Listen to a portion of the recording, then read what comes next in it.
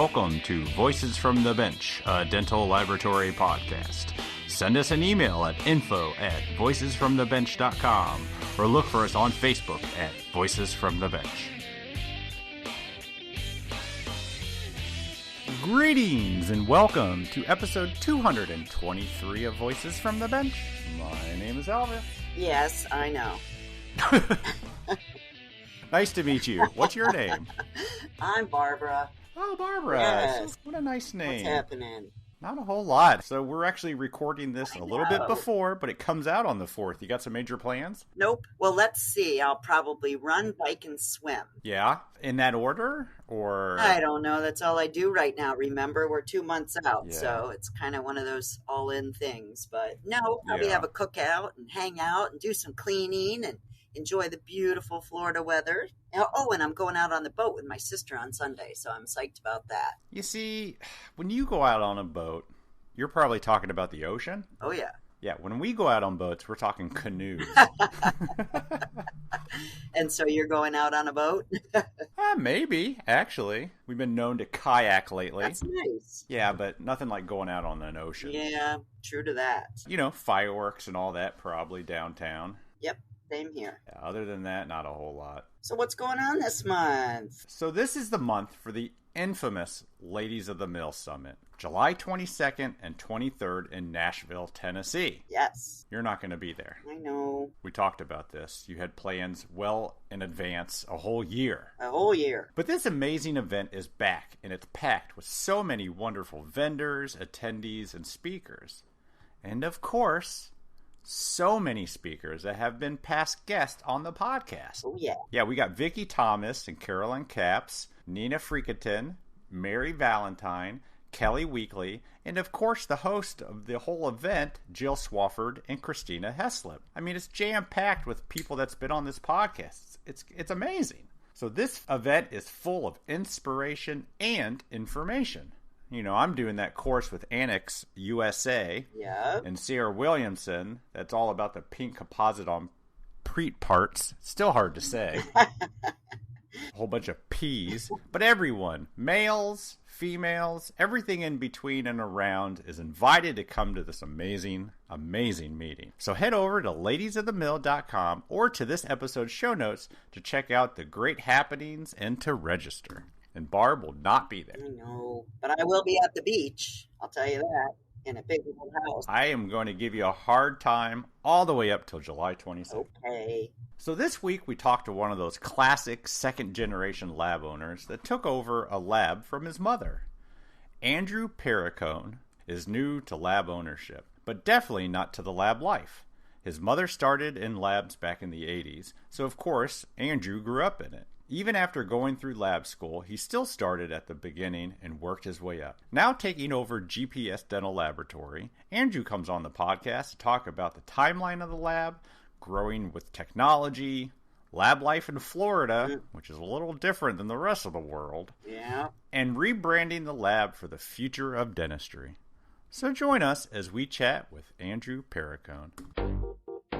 Hi, this message is for the many dentists and dental staff that are listening to Voices from the Bench every week. The fastest growing product that we have at Grow3X are our Grow3X aligners. Grow3X aligners are only available from Grow3X aligner certified labs. Why? Because we believe in the synergies that are being created between you, the dental office, and your lab. And we want to further leverage these synergies. Our aligners are, for instance, used as a pre-treatment to larger restorative aesthetic cases. They're used to widen gaps prior to placing implants. They're used to close the diastema, ease crowding, and simply enhance your patient's smiles. Even for your Essex retainer needs, your Grow3X aligner certified lab can help.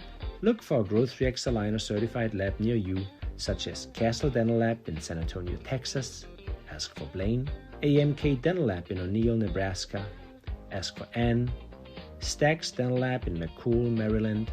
Ask for Derek. AA Dental Design in Murrieta, California. Ask for Frankie. And many, many more. For a complete listing of Grow3X aligner certified labs, go to www.grow3x.com. Thank you, Grow3X, and we appreciate your support of the podcast.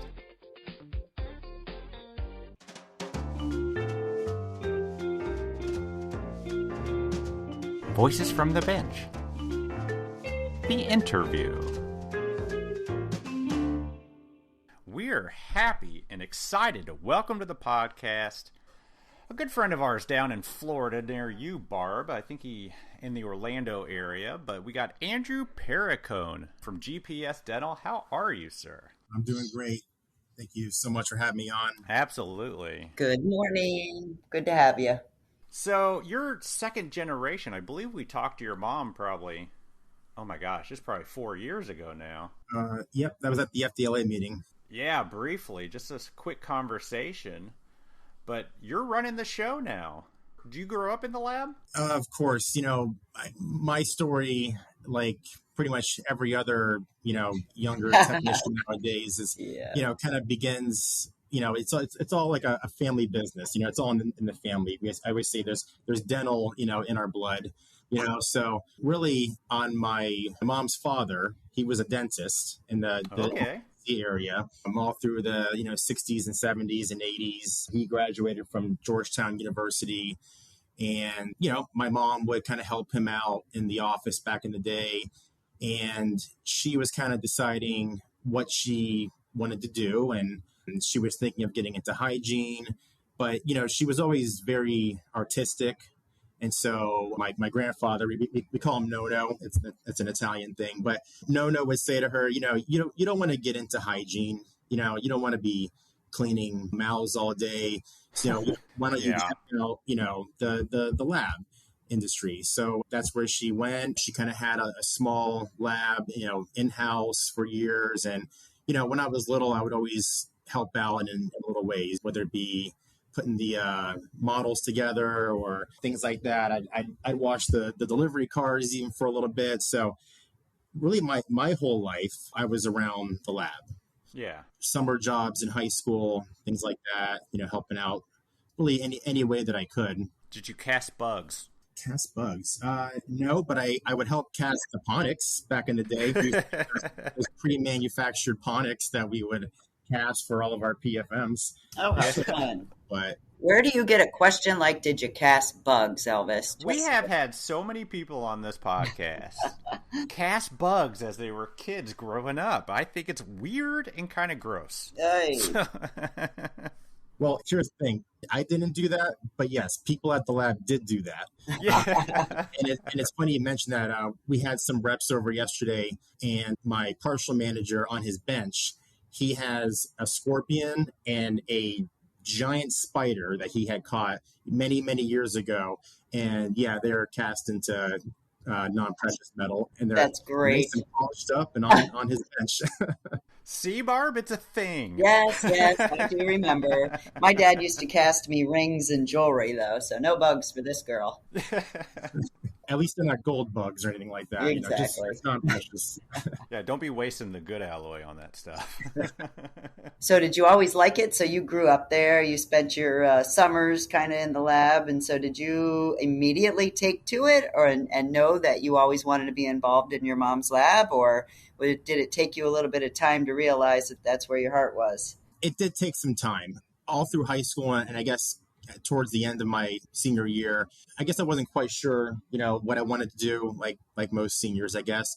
And, at the time I was really into like cars and automotive stuff. And I was kind of thinking of maybe going that direction, being like a mechanic or something like that. But I almost had I guess you could say a similar conversation that my mom had with my grandfather, where my mom's like, you don't want to be like changing oil all day and like, doing things like that, That's great. And so I was like, okay, so I kind of just took a year off. Like I didn't go to college or anything my first, year out of high school. Just kind of, well, I'll be honest, I just partied a lot, but did that and worked a job at a restaurant, a bar and whatnot. And then I kind of made the decision like, all right, I had a year of fun. Now we got to figure something out here. And so It's time to grow up, Andrew. So still haven't quite done that part yet, but so I was like, all right, well, there's a school which unfortunately closed a few years ago, but the Indian River Community College. Absolutely. Yeah, well, I should say the school's still there, but the program closed. Yeah. But at the time, they had a good dental lab program there, brand new building. And so as soon as I kind of mentioned to my mom, all right, let's do this, like I want to see if this is something that I'm going to enjoy. I mean, again, I've always been around it, but is it going to be my passion? I don't know, but hey, let's just see what happens, So the minute I told her that, I think in about 10 seconds, she already had a registration form for me to fill out and email over there. That's cool. And then, then I did the 2-year program there, finished in 2007.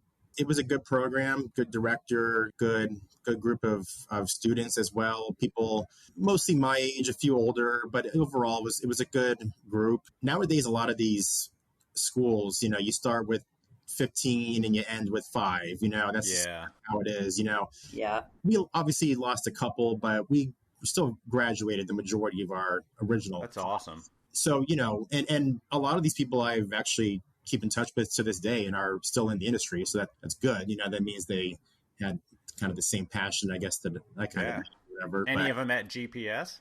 No, one of them did, because this one guy lived in Orlando. So after school, he did come work here for about a year or so. But then him and his family moved to, I think, North Carolina. So that's kind of it. Where was Indian River? What's that close to? Is that Orlando area? East Coast. Yeah, it's like a Port St. Lucie area. Well, actually, Fort Pierce is the actual town that it's in, but it's just right outside Port St. Lucie. It's a good hour and a half, kind of halfway to Miami. Oh, wow. So you traveled quite a bit to go to school. Yeah. And I didn't live there either, like I just kind of commuted. No offense to Fort Pierce, but there's not a whole lot going on around there. I'd rather just stay in Orlando. And it wasn't easy because, I had to drive an hour and a half there and an hour and a half back every day. Wow. That's a long drive. The courses were kind of set up in a way where it was just kind of like a Monday, Tuesday, Wednesday thing, 8 to 5. So we were there all day. It's not like you're waiting for an hour course or, something like that. So that was a nice thing. And then again, like I said, everybody in the class was pretty cool for the most part. So eventually I, made friends, and there was a guy who had an apartment just kind of not too far from the school. And he let me crash there a couple nights a week if it was going to be like, too much to go home or something, which, was convenient. But I couldn't always do that because I also had a job at night working at a restaurant. So kind of juggling those for doubling 2 years. up. Pretty impressive. Yeah. So what did you gravitate towards him when you were in school for 2 years? What was what did you like most about it? So I guess like most people, Crown and Bridge is usually where I started. And you have to think too, this is 2007. Yep. This is kind of right when like the digital was starting, more or less. Obviously there was some CAD cam out there, but it was still kind of in its infancy. And, there were days where, like, let's just say if we had a day off from school, or if like for some reason like I didn't make it, I was late, I would just go to the lab, and that was kind of like my lesson for the day, and it was just really interesting at the time because here I am in a big classroom. We would get like a month to do a crown, basically, Yeah.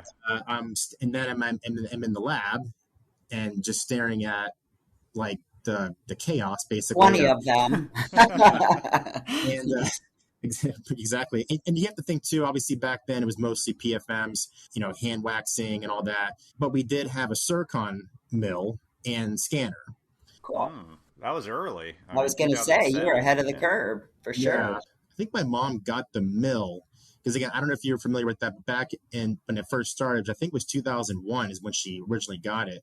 But it was just a mill. Like you would hand wax like a coping or a crown, and then you pop it in the machine, and there's like a little laser, and it would scan what you wax and simultaneously mill that. So there was no even scanning or designing back then. You were still hand waxing. I remember those days. Able to produce a zirconia, coping, and which back then all it was copings. No one even did a full contour zirconia back then because it was just pure white. It wasn't very nice looking. Sure. But again, like when I would be at the lab on those days off and just seeing that's what got my attention right away was the mill and the scanner and all that. Again, we did 1 or 2 copings a week, maybe on a good week. I mean, again, that's just how zirconia was back then. Yeah. I remember always kind of looking at that and just saying to myself and to my mom as well, like, that's the future of this whole industry, And I think at that time too, again, I'm trying to think 2007. I mean, I think there was like Cerec, right? Cerec, Yeah. maybe, or something. And you could mill like, Inceram. yeah. That was longer than that, though. That was a long time. Yeah. But I think they had like a little mill back then too, like Cerec. It wasn't like the MCXL, it was like a smaller little box mill, I think it was, or something like that. And you could put some blocks in there. But again, it probably took an hour or more to mill it, and it probably didn't look good. But again, that's when I knew, like, even though at the time it was like nowhere near as big as it is today, the digital is kind of what I gravitated to. Were they teaching any of that in school, or did it even mention it, or? No, they didn't even mention it. Yeah. Wow. And the sad part actually is that this past Friday, I had a girl come in for an interview, and we hired her, and she's great. And she just graduated from, was it McFadden? Is that the name of the school? Yeah. And I asked her as well, because she's showing me, all of her work, and it's all hand wax stuff and some PFMs. And I'm like, are you doing any digital? And she said no. And I thought that was kind of shocking to me. We've learned on this podcast, it's kind of depending on the school. Some are really on it, and some are not so much. Yeah. Maybe we'll have to donate them an old 3-shape scanner or something. There you go. Let me ask you real quick. This is interesting. Do you advertise for employees at the school, or how did she find you? Well, I don't advertise, but I definitely need to. So basically, the director of the school program there, he knows my mom pretty well. Yeah. And this girl, she lives in Orlando. The school's in Miami, but she lives here, like locally. And so he basically called me on her behalf to be like, hey, I have a student. She's graduating. Nice. Would you want to talk to her? Of course, I'm like, yes, bring her in. Yeah, of course. Yeah. You don't meet many people nowadays that went through a lab program, and so you tend to figure those people are like, I guess what you would call like a lifer, like they went to school for this. This is what they want to do. It's not somebody who maybe just came from a different field and is giving it a try. So that's how we got in touch with her, was just through the director calling up the lab and asking. It's good to know the right people, man. I mean, there's a lot of labs in Orlando. There are. I mean, Florida to me is just a mecca of labs. So the options, it's good that they reached out to you. For sure. Yeah. And we're definitely excited to bring her in. Yeah. So then after you graduated, so you found your passion, and after you graduated, did you go to work? So you were working in a bar, you said. So did you go to work right away for the lab? Oh, yeah, pretty much. I think last day of school was on a Friday, and Monday morning I was at the lab. So I've got a kid question. A kid of a parent that owned a lab. Did your mom pay you all right first out? Yeah, I did okay. I mean, it was the same as everybody else that was working, at least, well, I started off in the model room, like everybody should. And so, yeah, I mean, I was getting whatever the going rate for everybody else in the model room was. But yeah, that's where I started. And, obviously it's a great learning experience. Oh, yeah. Seeing the impressions and knowing how to pour models. I mean, again, in the 2 years of being in lab school, we probably only poured a couple models, That's crazy. But yeah, so did that. I'll be honest with you, I did that for a few years in the model room. Yeah, really? So did I. Yep. You're not on the fast track, huh? Well, I mean, I would help out with other things. Like I said, we had the Circon, so I kind of jumped into that. But again, like I told you, we do like a couple a week at that time, so it wasn't enough to keep me busy all day. And I was little by little learning other things too, helping out with waxing, copings, casting metal. That was fun. Learning how to do bite rims, just all the kind of like entry level stuff, doing some opaquing as well. But like I said, still kind of holding down the model room for the most part, of the first few years. How big is the lab at this point? At this point, back then, maybe close to 25 technicians. That's a pretty big size lab, just saying, for back then. Yep. Yeah, and the facility at that time was about 4,500 square feet. Mm-hmm. So, Yeah, that was about right. And it's amazing too. We were laughing the other day, like back then, it was probably 80% crown and bridge to 20% removable. Yeah. Now it's 50-50, but back then it really was a majority crown and bridge lab. Hasn't Florida always been the mecca of old people and removing? Yes, yes, yes. Okay. Definitely. Maybe it depends where you live. They go here to retire, Yeah, meet a lot of And to dentists, get teeth. and keep us very busy. Yeah, absolutely. It's not that's a true. bad plan, to be honest with you. No. Do you guys see more work influx in the winter because people are snowbirds? Typically, and I guess Barbara, you could probably speak to that as well. I mean, Yep. in years past, we used to always say like, okay, summertime was going to be a little slower, and then wintertime, leading up to like the end of the year and the beginning of the year was usually slammed. Yep. But I got to say, the last couple of years, there's been no summer slowdown at all. No That's a good doubt. thing. I Yeah. totally agree with you, and that's come out my mouth. You used to be able to gauge, okay, we can let people go on vacation and the lab Yeah. gets a little slow and you can burn days here and there, but I agree.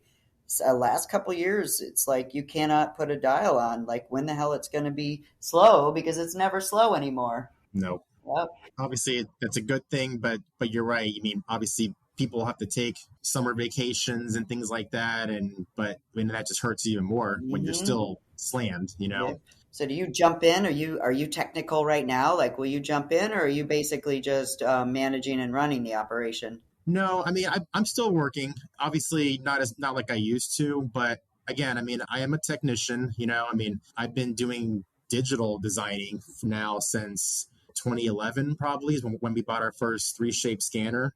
And so, I mean, we've had some situations over the past, couple weeks or so randomly where maybe somebody was out or one department was just slammed. And yeah, I'll jump Jump in in. there, start Cool. designing some abutments and crowns or throw some pucks in the mill, whatever I got to do. We recently made a big change in our model room, just kind of the way that we were, the workflow that we had before just wasn't quite working the way that I wanted it to. So we made some changes, but in order to do that, we had to like really get ourselves ahead first. Hmm. So yeah, me and 4 or 5 other people from different departments, we all stayed till like 8 o'clock one night, just pouring up models and getting everything out so we could, start the new workflow the following day without any hiccups. Yep. So yeah, like I said, I'm on the phone a lot more now than I used to be, and kind of running around the whole lab. But Yeah. but still, when there's things that need to be done and there's no one there to do it, I sit at the bench or the computer desk. Is your mom still popping in, or is she out? No, okay. Well, I guess basically in the new year is when she retired. We kind of did like a slow kind of drawdown where she was only in maybe 3 or 4 days a week. The next week would be 3 days a week. And then the following week would be, one day a week. And then eventually that was it then. But, It's nice. I mean, again, this is her passion. Yep. I mean, she was at the FDLA meeting this past weekend because Awesome. like, why not? This is your passion. This is what you love. So she's always going to be involved with what we do here. Yep. Again, getting back to what I was just saying about having to jump in, we had just an overflow of crowns that needed to be stained and glazed about a week and a half ago. And yeah, she came in for 2 days and helped us glaze love and that. stain Yep. FCZs. And yeah, it was a huge help. And we had free labor. It was great. Yes. I like the way you think. That's so smart. Just teasing. That's cool. You mentioned changing up your model room. Did you have to do that because your digital started out doing your analog, or what brought the change? Well, I guess I would say just the way that they were doing things. I mean, it wasn't like a big difference. I mean, it was just, we're not like scanning impressions and doing all that. It was just kind of the workflow of like the way they were doing things in the model room just wasn't the way I wanted it to be, I guess. Yeah. Basically, just typically I always like to have the impressions poured at night so that when they come in the morning, stone is set and you get to working. They were kind of doing things the opposite way. And I was just like, this isn't really working because your model work, if you're doing everything from start to finish on the first day, that means you're not even getting these models to die trimming until the end of the day. which means they're not die trimming until day 2 now. Yep. Everything at night, you come in, everything's already poured, you just saw them out. You're getting everything to die trimming by lunchtime. Yep, that makes a Yeah. lot of sense. Helps us get a half a day. And again, I mean, it's not rocket science to know that that's the way it should have been. It's just kind of the way that they were doing things for so long. And I was just like, all right, we're changing this. No, it's totally something that management and owners need to realize. The same thing happened at our lab. The model room used to come in at like 5 o'clock in the morning. I'm Same like, here. we don't even have impressions in until like 11 when the drivers get back. What the hell are you doing all morning? So you had to shift it. I mean, it's just the way the workflow is. Yeah. Do you guys have your analog model room and your digital printing models in the same room with the same, like, similar flow? No, it is separate. And that's a good question. I mean, I wonder if that's something we need to think about. But at the same time, and I hope this might be wishful thinking or thinking too far ahead, but I'm trying to set a goal where we can eventually just shut down the model room. Oh, yeah.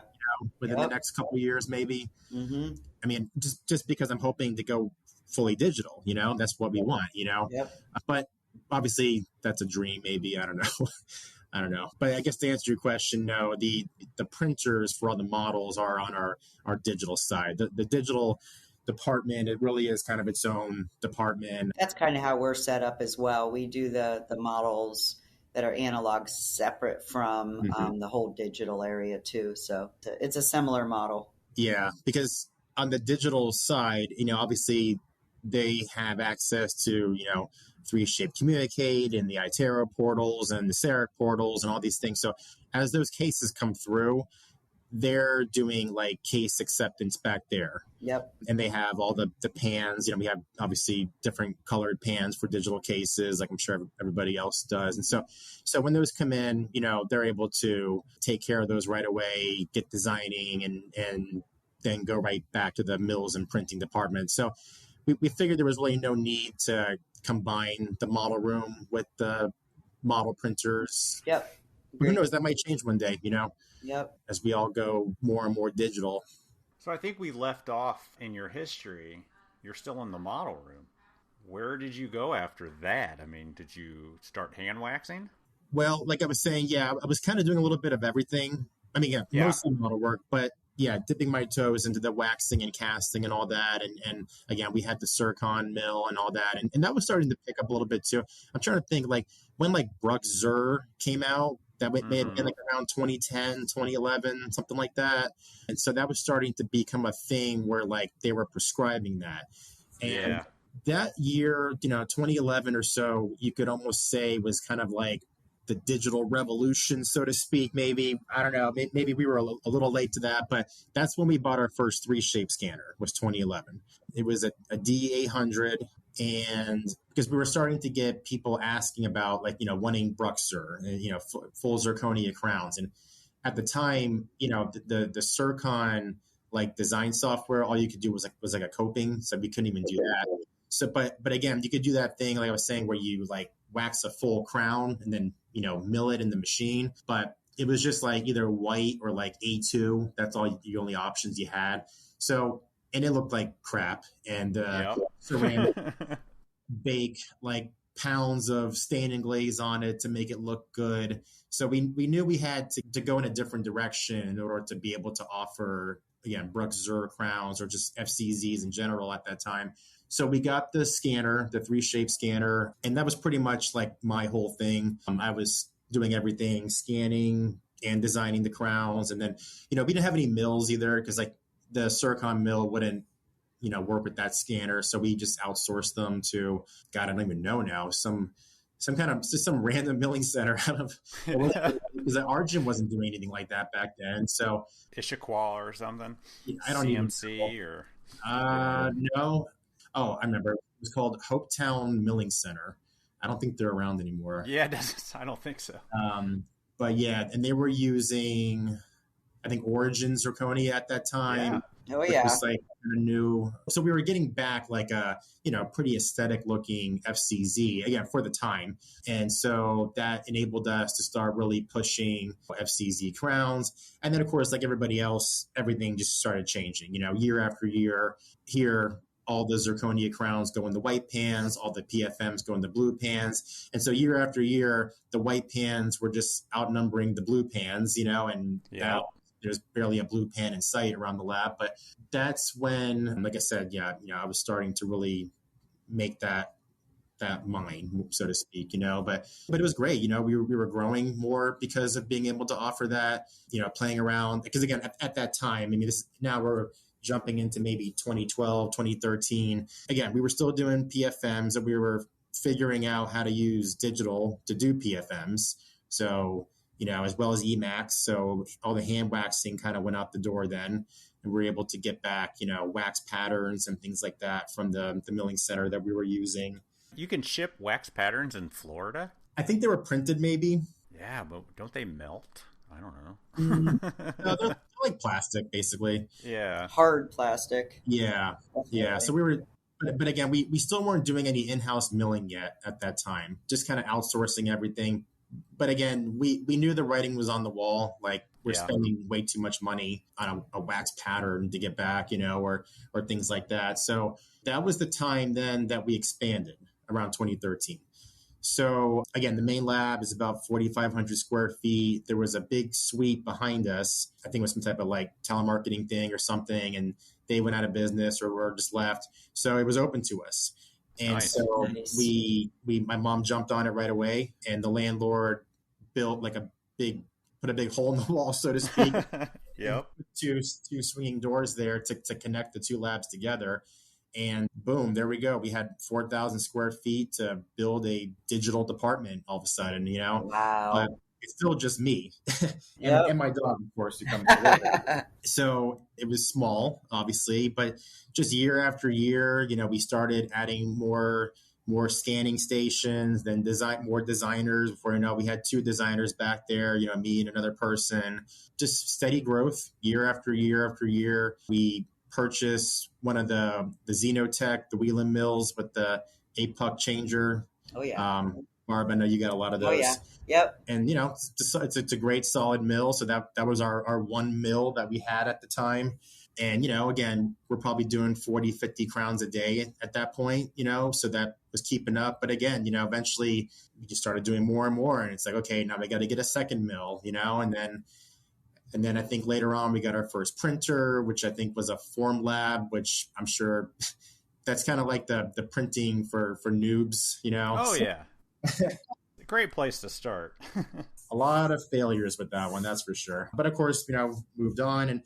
And again, just, steady growth year after year. And now here we are staring at, I know, Elvis, you were in the lab a few months ago. Yeah.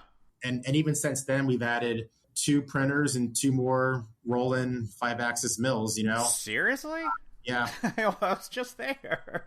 It's crazy how, like, again, I wish I had a before and after picture of just me, my desk, and my dog sitting next to me. And now there's like a dozen desks with people from scanners to designers to people who are just accepting cases and whatnot. And again, another whole wall of milling machines and printers. And it's funny because we're actually really growing out of that already. I don't know if I took you into our garage when you were over. Obviously it's just full of junk, but that's going to be the next expansion. Now we're going to that's about 1,000 square feet. And we're going to build an outdoor garage, like a big shed type of thing, put all of our storage in there and turn the garage into, drop a ceiling, put some walls up, put flooring down. And that's going to be another part of the lab now. And wow. Really, that's just going to be more machines. So when you think about all of the growth that you're having or that you have had since then, what do you think one of the main reasons for that is? Well, I guess there's a lot of reasons. Again, I'm just taking over since the new year, but my mom was always pretty aggressive about, trying to get new work. Mm-hmm. We have great technicians here. We do good quality.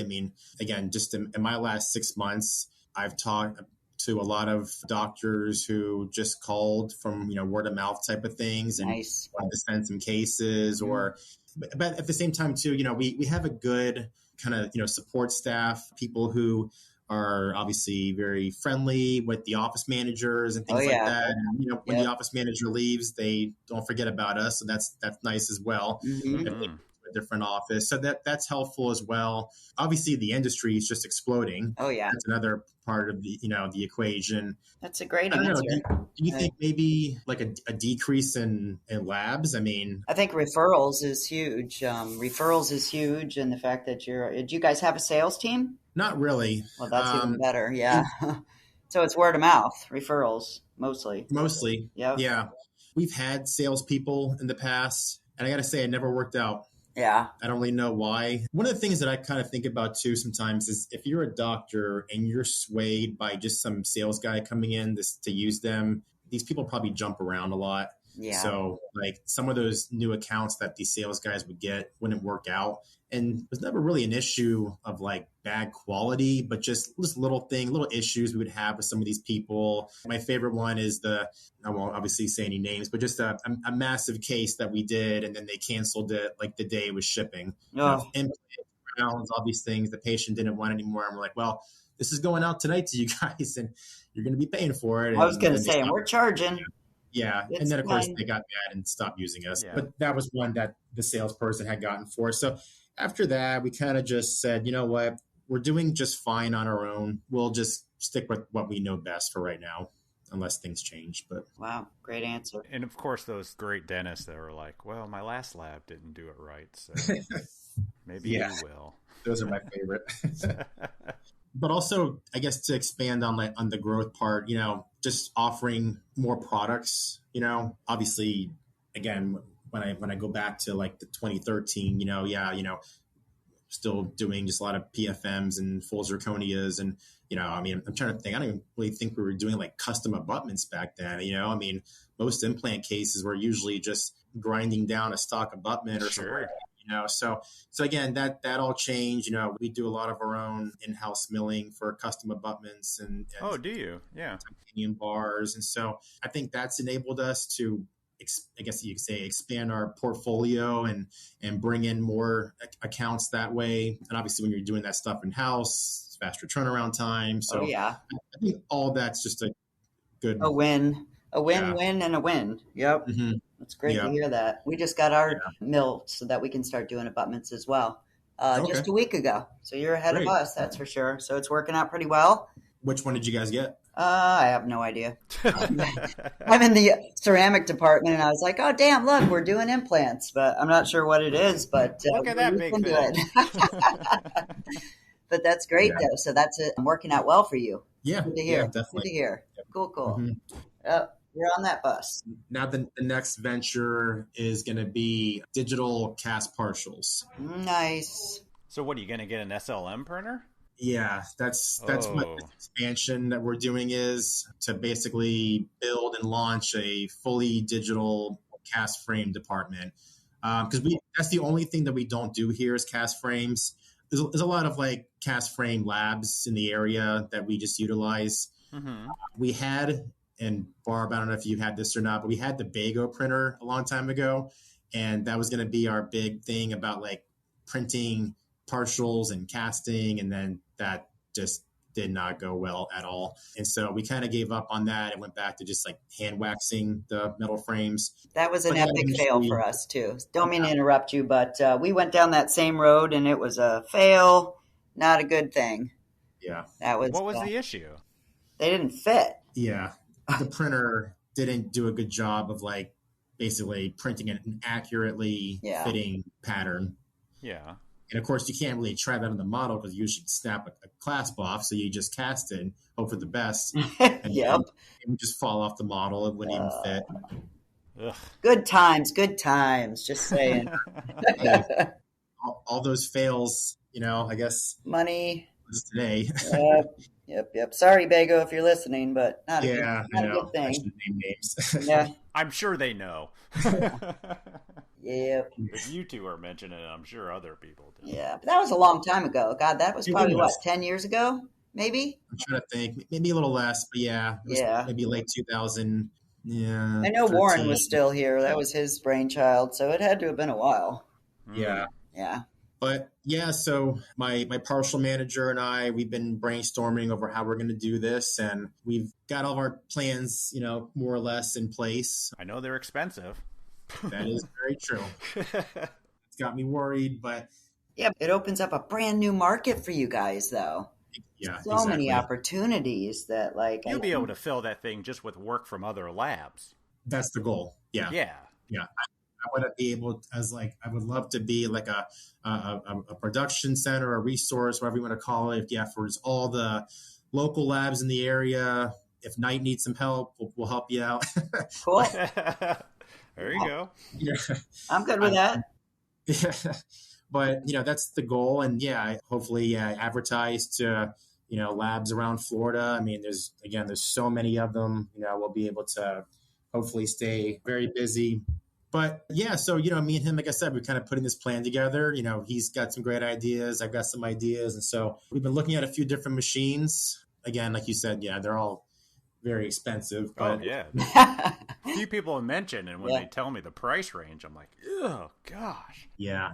But we're going to start slow, we'll get one. And as we grow out of that, we'll get a second one. But we're planning this room. I mean, obviously, I'm not trying to be like frame lab that does 500 a day, but the goal is to get to like about 100 a day, like that. That's the end goal. I mean, right now at our lab we do 15 a day, so that was our goal. A long to go. Yeah, that's what we were hoping for. But these machines, I mean, and again, I don't know if you have these at Knight, but some of them can do about 20 to 30 a day. Mm-hmm. Some of these different SLM machines. Yeah. So we figured, all right, if we plan it right and get maybe 3 of these, I think we could eventually get to that 100 a day mark. And, obviously designing them in 3 shape and using some type of like electro polishing machine to finish them. I know D-Light has a product that we're looking at as well. Yeah, that's the plan. Yeah, to make it as digital as possible and as easy as possible. The goal is going to be just scan it, design it, print it, and then finish off those little supports, and then throw it in the machine for electro polishing, and then get it out. Cool. I don't know if it's going to be that easy. We'll find out, I guess. But it's a great theory, Andrew. Yeah. Great theory. Yeah, it's kind of like when you start out with anything digital. You've got that learning curve, and you just stick with it, and you figure it out, and then you become super freaking productive, smart, and then before you know it, you have 3, and they're all paying for themselves. It's great. Yeah. I love it. I hope so. Yep. We don't do them, by the way. Yeah, we were not successful and got out of that business. We've had a frame lab that merged with us probably, 12 years ago. And since, they just kind of dissipated, and we moved on. Yeah. And that's what happens. Again, similar situation, obviously nowhere near as big, but after the whole Bago thing kind of failed, and, we just had one guy just hand waxing frames all day, and he would do them all from start to finish. But, he was older, and then he eventually retired. And when he retired, that was kind of it. We're like, well, we don't have a partial department anymore. Yes, exactly. We don't have like a list of resumes to call up, to get metal frame people in. Exactly. They're not teaching it at the schools. No, digital's where it's at. That's for sure. You're on the right freaking track. No doubt. Are you going to market that? So do you have a marketing person? I don't know if I missed that, or do you market? So no sales, but do you have marketing? We do have marketing. Yeah. We do have, I have someone here that, does really good marketing for me. So all the different products that we like to push heavily, he'll put together, nice marketing pieces. Gotta have it. Yep. When we're ready for that, we'll definitely get something nice put together and just hit up Google and find every lab I can find and mail them out, But you will not have a problem. No. I go to so many labs, and it's usually frameworks that they just want to have a good resource. Yeah. Because the reality is, even with all the digital dentures and digital night guards, and I keep hearing by the end of the year, Carbon's going to have a digital flexible now or something. So even with all that stuff, there's still a huge need for metal frames. Yeah. It's not going away. No, it's amazing to me that It's almost like they're coming back, almost like, I think so too. implants became the standard of care. You saw a dip in them, and now they're all coming back. I mean, It seems like everyone's doing them. Oh yeah, yeah. So I think I was telling somebody, it's like that old saying, if you build it, they will come. So I'm hoping when we build this department, we'll fill it up quickly. Like I said, man, you will not have a problem. So is that why you mentioned before we started recording the rebranding of the lab to be more digital? Exactly. Yeah, that's my vision for this lab. And like I kind of alluded to earlier about wanting to eliminate the model room. I mean, okay, maybe that's a little too soon for that, but that's the goal. It's got to be the goal for everybody, to get all of your doctors to be digital, whether it be hopefully them buying the scanner themselves, or if we have to help them out with that. We have had success doing that here, where we either purchase the scanner in return for X amount of work, and that works. Does it? Yeah. Or, I know there's some labs that do like a rebate program as well. Yeah. So, whatever we got to do to get all of our doctors to go digital, that's my goal, so that we can have everything from crown and bridge to dentures all kind of going through digital workflows and just kind of eliminating the errors that are impressions, Yeah. What's your percentage now of digital to regular impressions? Not enough. Yeah. Maybe 30%. Really? I'm shocked at that with Florida. Yeah. Maybe a little higher, but 30 to 35%, I'd say, roughly. Got a lot of work ahead of you. Yeah. So you said Florida, Elvis. You're not only in Florida, right? Are you up the East Coast of the U.S., or are you just Florida based? Well, we actually do have a small removables lab in Lenore, North Carolina. Nice. Very small. What's that guy's name? I've met him. He's cool. Yeah. His son did the FDLA Voices from the Bench with you a couple years ago. Yeah, but he left the industry. He did, yeah. Hopefully he'll come back, though, because he was good. But yeah, and that lab up there is all digital. Nice. We got them a carbon, we got them a mill. Actually, they have 3 printers up there. Wow. They're doing all carbon, Lucitone dentures, and then they got them a roll-in mill with the 6-puck changer to mill all their teeth and things like that. And they do some, VisiClear partials and things like that. So everything up there. And now again, they are still getting mostly impressions for all this work, but the workflow is not analog; it's all digital. That's great. Yeah, that's nice. But again, we were able to do that because we just built that from the ground up. That was about a year and a half ago that started. Obviously, in the very beginning, most of the work was analog, as we didn't have all that equipment up there. But they were doing a good job, and that allowed us to really quickly get the money that we needed to put a carbon in and to get mills and to do all these things. And Bernie's great at what he does, and he was able to convert the majority of his doctors to go digital, and the ones that didn't want to, we don't work with them anymore. And he found new doctors that did want to go digital. There you go. Yeah. Stuff. So that's been great, and that's growing as well. We've gotten some good accounts that are going to be sending all digital dentures, and so that's going great up there again, and hopefully looking to expand up there as well. The building that they're in, it's a big building. It's actually 6,000 square feet, but it's 3 floors, so it's just like 2, 2, and 2. But the middle floor is the only floor that's actually like workable.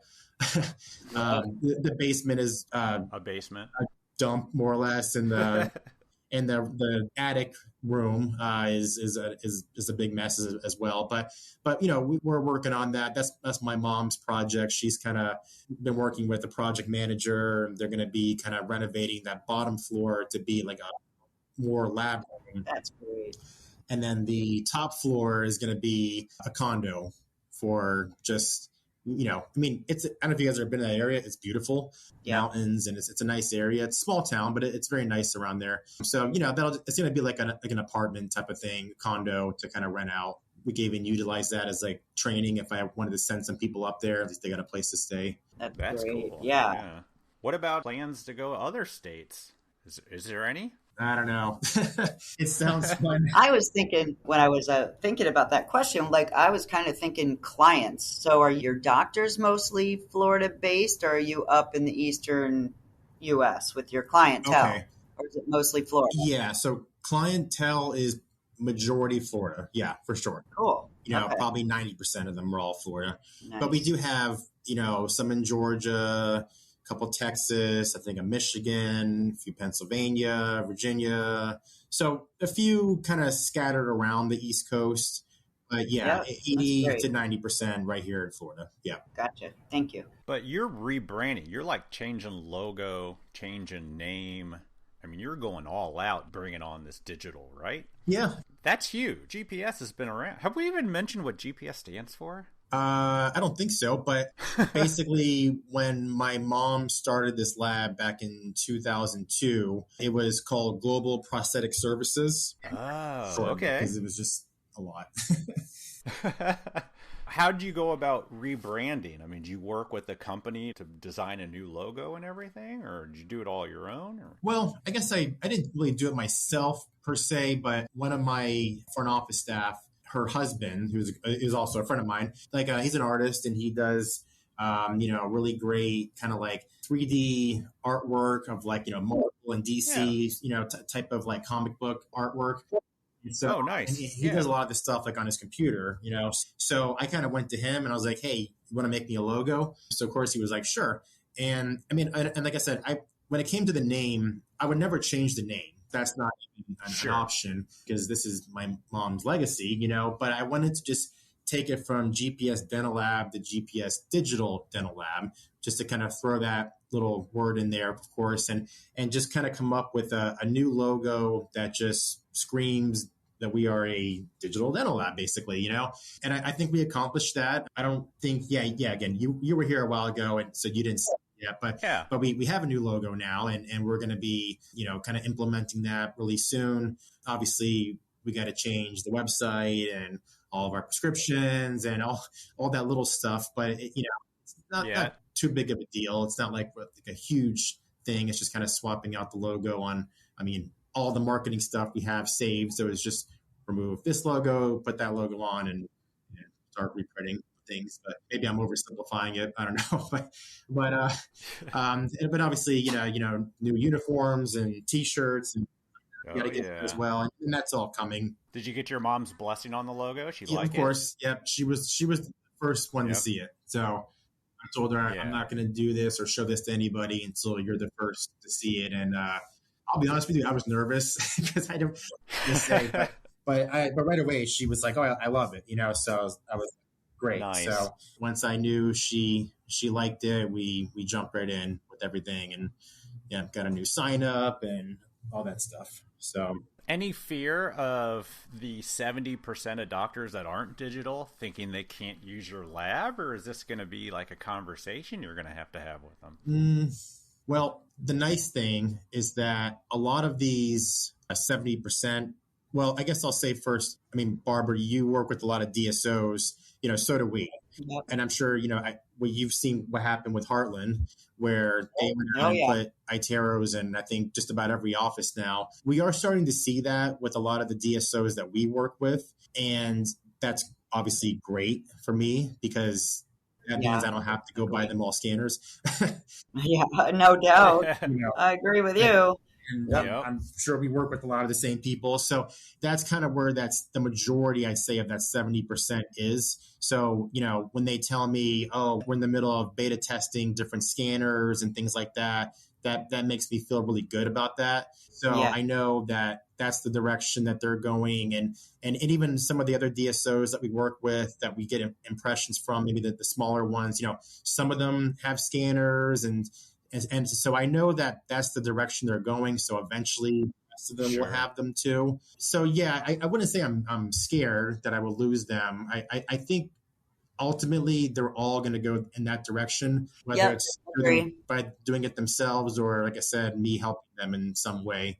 Mm-hmm. Yeah, no, I'm pretty confident. Yeah, just kind of worry sometimes. Some of those older people might not think that they can send to you once you become digital. I even had that conversation. If they're that old, we don't want them. Just kidding. Go.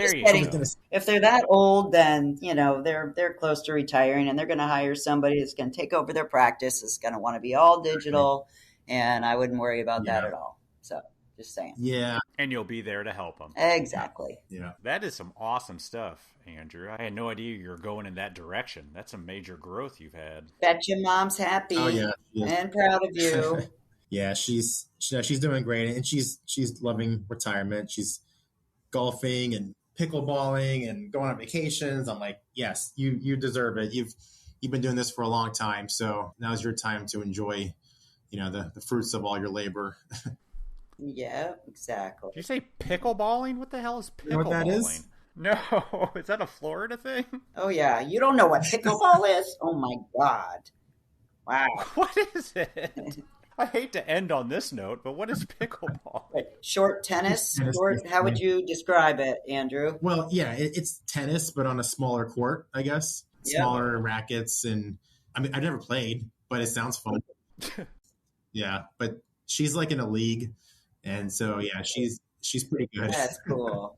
Got to stay active. Yeah. Awesome, Andrew. Thank you so much for coming on this podcast. We appreciate you and all that you're doing, and excited to see where you go next. And when you start getting those frameworks out, I think that's going to be a huge thing. Well, thank you. It was great to be on with you guys today.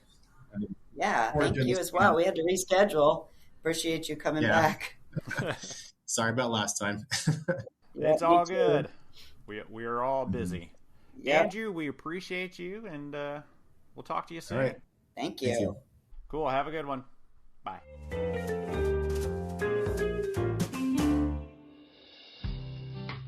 So let's talk about Wick Mix for a minute. There are 3D print resins for models that do a decent job, and then there is the Whip Mix VeriModel OS. Dr. Michael Scherer, a prosthodontist from Sonora, California, says, and I quote, Whip Mix VeriModel OS is one of the finest model resins that I have ever worked with. It's amazing. The popular resins offer the dental laboratory a high-quality, smooth surface finish, extreme precision, reliable accuracy, and fine detail.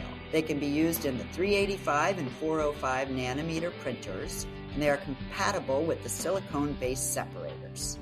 VeriModel OS print resins are available in ivory, golden brown, gray, and white colors for any model application. For more information, call 1-800-626-5651 or visit whipmix.com.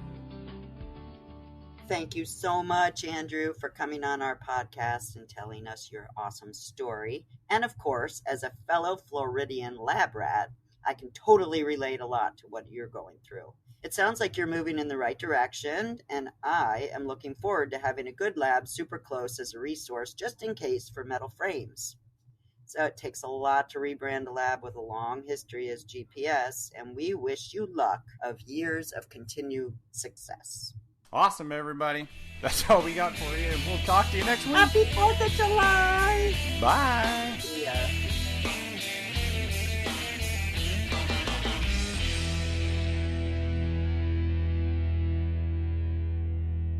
Oh, got it. All right.